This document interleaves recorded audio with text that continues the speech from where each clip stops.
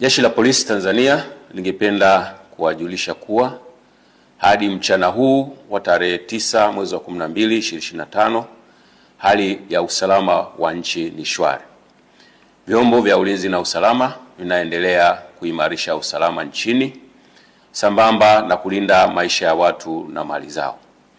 Aidha, Jeshi la Polisi lingependa kutoa wito kwa wananchi kuendelea kuzipuuza picha mjongeo na picha mnato zinazoendelea kusambazwa kwenye mitandao ya kijamii zikionyesha kwamba kuna maandamano yameanza maeneo mbalimbali. Taarifa hizo sio sahihi. Wanatumia picha mjongeo na picha mnato za matukio ya nyuma kama vile ya tarehe 29, tarehe 30 na tarehe 31 mwezi wa 10 2025.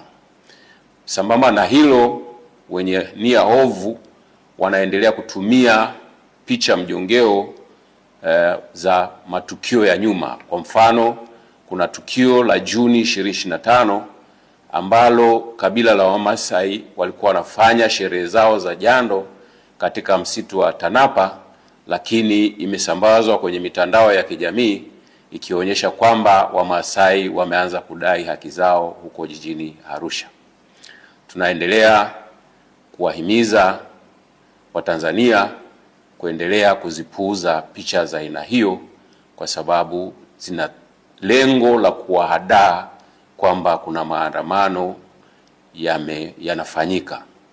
Ikumbukwe kwamba maandamano hayo ambayo yalikuwa yanapewa jina la maandamano ya amani yasiyo na kikomo yalipigwa marufuku toka tarehe 5 mwezi wa 12 2025 kwa sababu hayajakidhi matakwa ya kisheria ikiwepo sheria mama, yani Katiba ya Jamhuri ya Muungano wa Tanzania ya mwaka 1977 na sheria ya polisi na polisi wasaidizi sura 322.